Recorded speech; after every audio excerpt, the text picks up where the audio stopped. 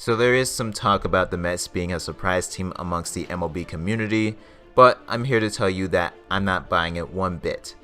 The offseason acquisitions were uninspiring and didn't propel this team as a good team in my eyes.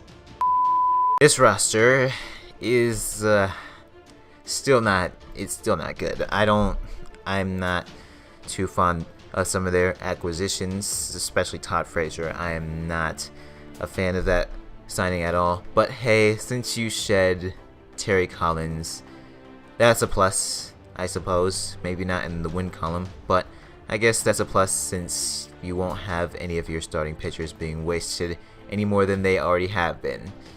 So now with this lineup, you have a few good pieces. There's Yoenis Cespedes. Brandon Nimmo is a guy that I think is going to be very good. Jay Bruce is a really good fit in Citi Field, so I think he'll be good, in terms of hitting home runs and hitting for power. But Todd Frazier is a guy that I am not high on at all. I think he was a bad free agent signing by the Mets. They should have went after a guy like Mike Moustakas. He would have been a much better fit in Citi Field than Todd Frazier. And Adrian Gonzalez, I thought he could be a good fit and be at least decently productive, but I'm having second thoughts about that now. In terms of Asdrubal Cabrera, he's being moved back to second base, which is good. Although I'm pretty sure he plays shortstop. I mean, he's a middle infielder. Let's just say that he's not a third baseman.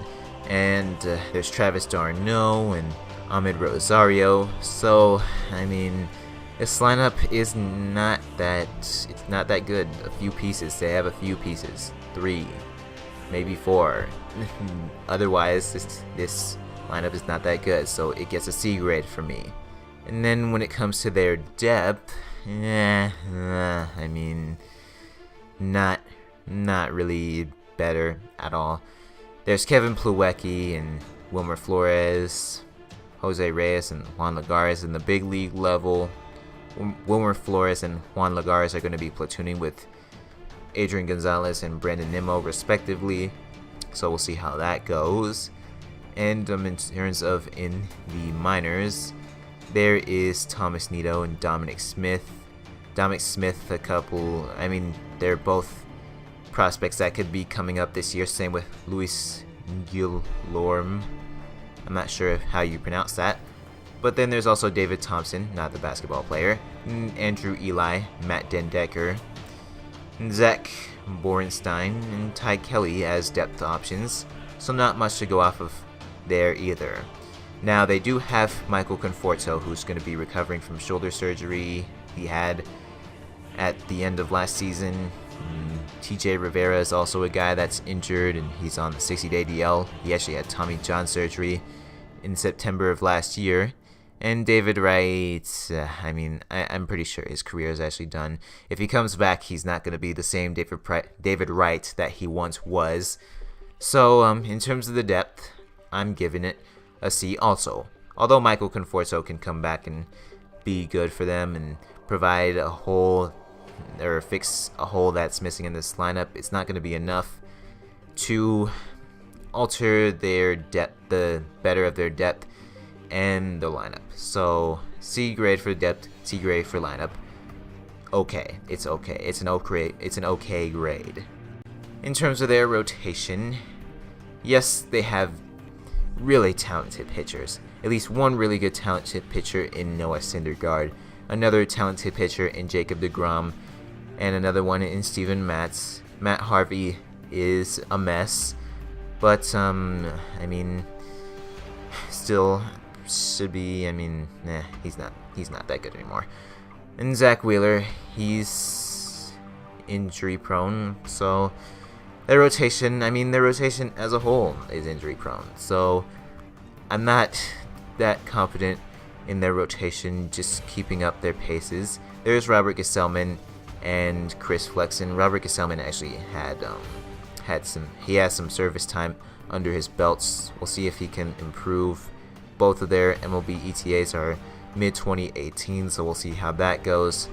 But I'm just having a hard time getting by this rotation. Jason Vargas is another guy that they can add, But this rotation, I mean, although they have guys on paper, they're going to have to stay healthy before I deem this as one of the better rotations in Major League Baseball. Because yes, on paper, that is the case, but it's just this team is a mess. The rotation is a mess.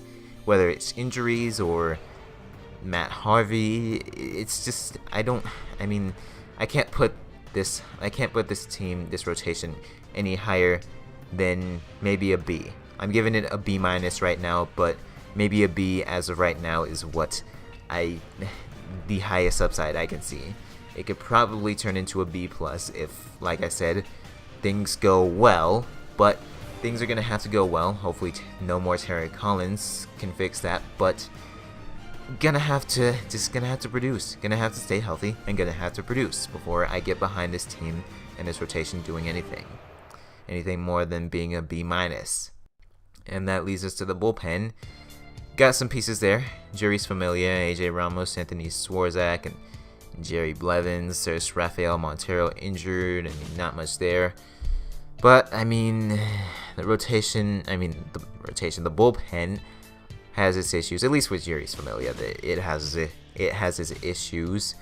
So the bullpen, even with those guys that I mentioned, there's not much after them. So I'm giving this bullpen a C+ grade. Roster isn't great, injury riddled roster, which is ultimately why I can't trust this team. I can't trust this roster doing anything this year because they're too injury prone and they don't have enough depth to accommodate for that. So, roster not very good. Man, that was so difficult to get through. Or maybe it was so uninspiring to get through. I don't know. But I do know that the Mets need to either be healthy or depth-filled in order to even sniff 80 wins this year. Last year's events keep me even less bullish on the Mets this year. I don't care that they got a new manager, an overcooked pitching staff that can't stay healthy, and an uninspiring lineup leads me to think that a peak of 75 wins is going to be in this team's foreseeable future. And that's without even getting into the tough schedule that they have to face this season. The over-under is 81 wins, and that is very generous as I mentioned before. My prediction is 72 and 90, and third in the NL East. Let me know if you agree. Let me know why I'm an idiot for overlooking this stacked pitching staff and rock-solid lineup. It is a prediction video, and that is what predictions are all about debate. If you do have rationale, I'll listen. You already know how it goes by this point. And so that'll do it for this Mets edition of my 2018 MLB season previews for every single team. And so long.